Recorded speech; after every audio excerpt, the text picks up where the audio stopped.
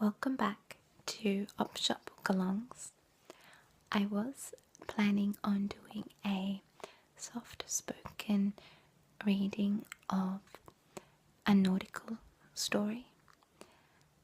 They're my favorite, but I have to clear up some space on my phone before I can do that. So I'm going to keep it nice and short today, and I'm going to be reading just a little bit of the introduction to a retro makeup book that I have. I'm actually a qualified makeup artist by trade, and years ago when I completed my certificate course, my sister gifted me with this beautiful retro makeup book, and it's quite beautiful. And I decided that tonight I would read the introduction for you. So I will begin.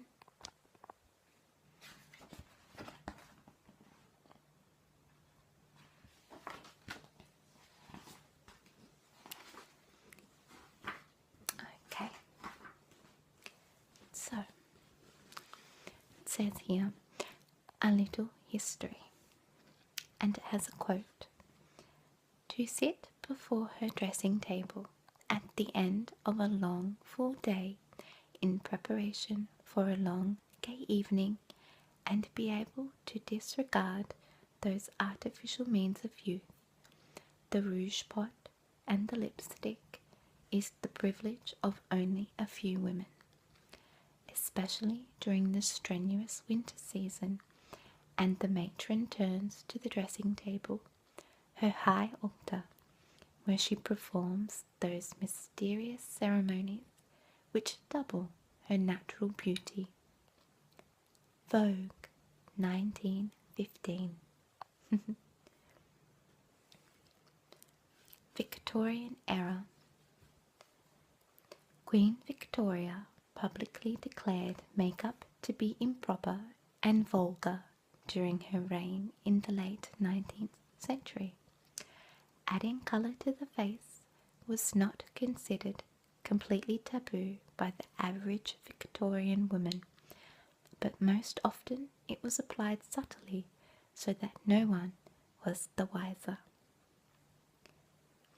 Although these women were fine with using rubber bust enhancers and bustling their behinds, the false impression makeup provided was frowned upon. Makeup was reserved for stage performers and prostitutes. There are some references that fashionable women carried portable complexions in their purse around 1870, but the majority of women's publications warned against it. Early cosmetic companies mostly sold creams and perfumes.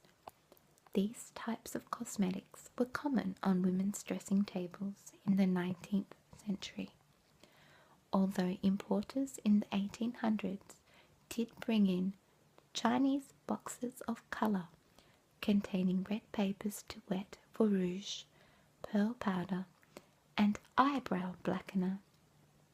Mass-produced makeup was not common in America until a bit later. Home remedies to add colour to the face for a natural-looking enhancement were well known, and they were written about. In an 1890 book titled Homely Girl, the author states, a decoction of walnut hulls should be made in the right season and bottled, applied to the brows and lashes with a fine hair pencil will turn them to a rich brown, which will harmonize well with fair-haired women. Among other natural home beauty aids were crushed elderberries to stain the lips and cheeks, lamp black to deepen lash and eyebrow color, or even simply pinching one's cheeks or biting one's lips to bring out a natural pink hue. the Edwardian era.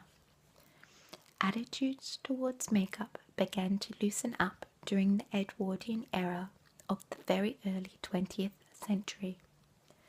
So much so did the acceptance of makeup take hold that in 1913 Vogue stated, "The little boxes of hard powder, each with its tiny puff, had become almost indispensable to womankind."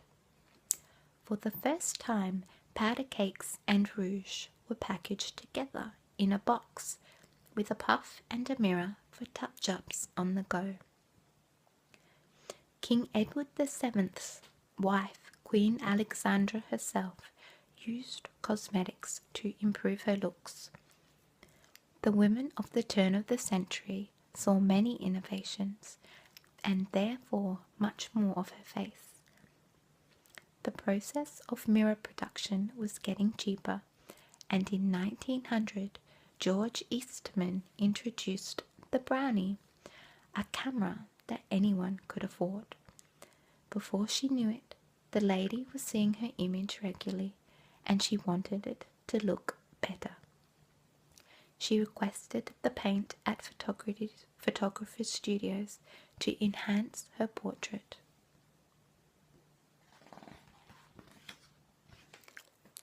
The theatre.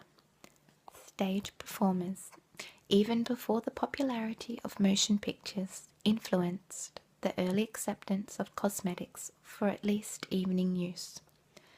Theatre actresses such as Lily Langtry were endorsing cosmetics, and Russian ballet dancers with their dramatic eye makeup performing in London increased the sales of kohl and mascara. Dancers can be credited with influencing many women who saw the beauty of a ballerina as something they might want to emulate. Both Elizabeth Arden and Helena Rubinstein attributed some of their attraction to makeup to seeing it on dancers on stage. The suffragettes. Women's suffrage was a hot issue in the early 1900s. In 1912, 500,000 people watched as 20,000 women marched the streets of New York City for the right to vote. They wore red lipstick as the defiant symbol of their right to make choices as women. Lipstick was still not a widely accepted makeup product, but it was making its way into the hands of many fashionable women. Elizabeth Arden saw this mass of made-up faces and knew she was watching the beginning of a makeup movement. She joined the demonstrations among many other high society women and even used the rights of women as ad copy. Motion pictures. By the late 1800s, motion pictures were gaining popularity. They had gone from being snippets of action played purely for art purposes to entire narratives telling stories of heroines and heroes. The actresses who played these heroines became the new role models and trendsetters for women who wanted to be fashionable.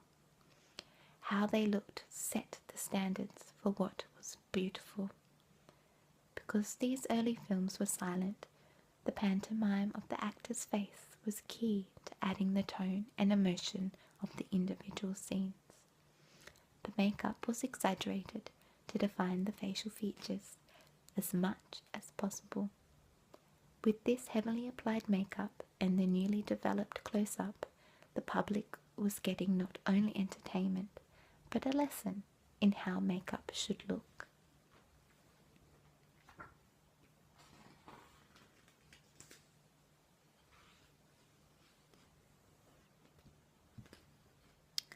I'm going to leave that there because it gets into tools and techniques and all that kind of stuff. But hopefully tomorrow I will sort out my phone issues and I can start reading some of these fantastic nautical stories that I know they fill me with a sense of wonder and adventure, and hopefully you will get some pleasure out of listening to it. So thank you again,